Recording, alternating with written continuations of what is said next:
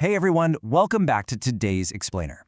We are jumping right into the facts today, mapping out everything from top-level national economic strategies to the wild viral trends that are probably taking over your feeds right now.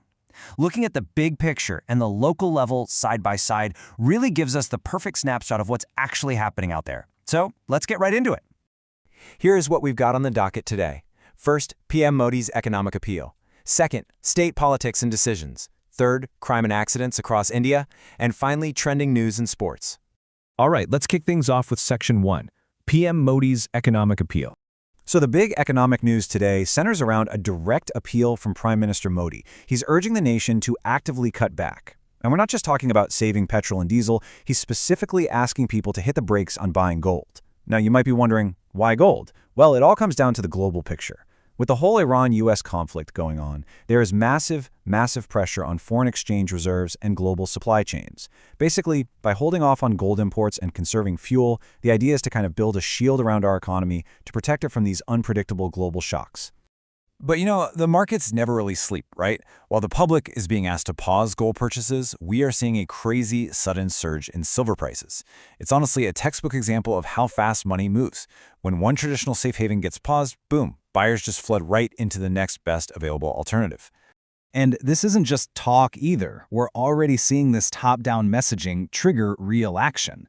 Right after the PM's appeal to cut unnecessary spending, government officials in Maharashtra literally canceled their international trips to the Cannes Film Festival. It's a very loud, very visible way of saying, hey, we are on board with the National Cost-Cutting Directive. Switching gears for a second, PM Modi also made a grand visit to the historic Somnath Temple. And wow, this was quite the sequence of events. It kicked off with a literal flower shower dropped directly from a helicopter. Then he offered special prayers down deep within the Sanctum Sanctorum and wrapped it all up with the arti of the sacred Somnath Jyotirlinga. Just a really striking mix of modern logistics and deep, ancient tradition.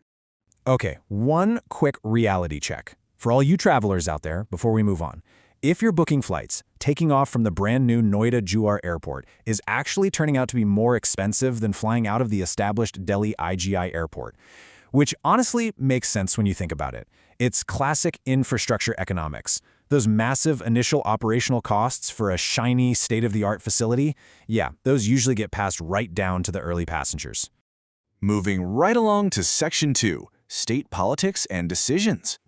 200. I really want that number to sink in, because in his absolute first major move as Tamil Nadu chief minister, Vijay announced a huge gift for the state, 200 units of free electricity. Obviously a massive populist move designed to make an immediate impact on the ground.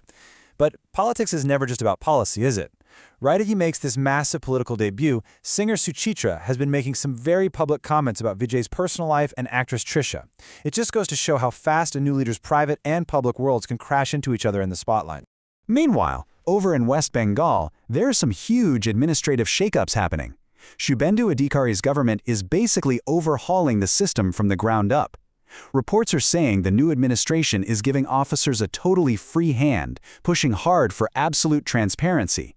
On top of that, they've completely terminated officials who were previously nominated by Mamata Banerjee. So yeah, a really major structural pivot happening in the state's governance. Staying in Bengal for a moment, we've got a major update on a very high-profile crime. Authorities just pulled off a highly coordinated cross-state operation regarding the murder of Shubhendu Adhikari's PA, Chandranath.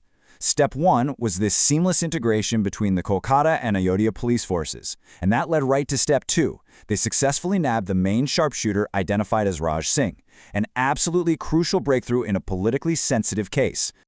Overall, the political friction across the country is just not slowing down. In the courts, the Supreme Court has officially weighed in on the TMC's claims regarding Sire.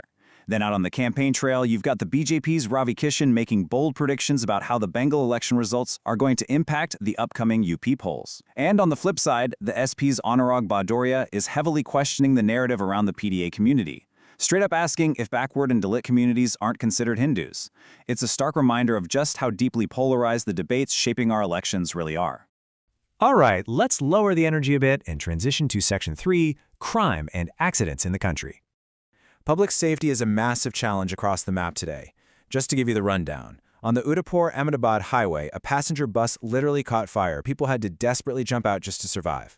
Over in Saharanpur, an absolutely tragic domestic crime occurred where a pregnant woman was murdered by her brother-in-law. Up in Gurugram, police got into a literal shootout with guys linked to gangster Deepak Nandal. And in Jalandhar, authorities are urgently investigating a horrifying case where a young woman was abducted and gang-raped in a car. Just really intense, heavy situations across the board. To wrap up the crime desk, we've got two distinctly different but notable local stories. In Manpuri, a bride reportedly eloped with her lover just 2 weeks after getting married, leaving local authorities and families completely scrambling. And out on the streets, police are seriously cracking down on reckless behavior. 2 men were just thrown in jail after a video of them dangerously showing off and doing dance stunts in the middle of the road went viral. A pretty stark reminder that chasing social media clout carries real-world legal consequences. Finally, let's bring the energy back up for Section 4, Trending News and Sports World. For all you cricket fans watching, the strategic blueprint is officially locked in. Word is that coach Gautam Gambhir, alongside Ajit Agarkar, has finalized a comprehensive master plan for the upcoming India versus Afghanistan test match. They are leaning heavily into recent IPL performances to shape the squad, making sure the team brings their absolute A game to the pitch. Now, looking at what's trending online, guys, this video has caused an absolute uproar. A young guy was caught on camera literally climbing down into the massive cooking cauldron, the Deg, at the revered Ajmer Sharif Dargah. It's incredibly dangerous, highly disrespectful, and it has just sparked thousands of comments online. People are fiercely debating the extreme, crazy lengths folks will go to just to get a viral video. But speaking of viral moments, some people are getting incredibly creative and heavy-duty with their celebrations. Over in Udaipur, a groom decided, you know what, let's skip the luxury car for the bride's farewell. Instead, he brought his newlywed wife home sitting inside the bucket of a massive yellow JCB excavator. I mean, talk about a totally unique ride, right? It instantly won over the internet. So, from dangerous stunts in sacred places to riding home in heavy construction machinery, it brings up a pretty huge question to wrap up today's explainer. Is the endless pursuit of viral fame fundamentally changing how we live our actual daily lives? Are we making decisions based on reality or just based on what's going to look best on a screen? I want you to really chew on that until our next report. Thanks for tuning in, keep questioning what you see, and I'll catch you in the next explainer.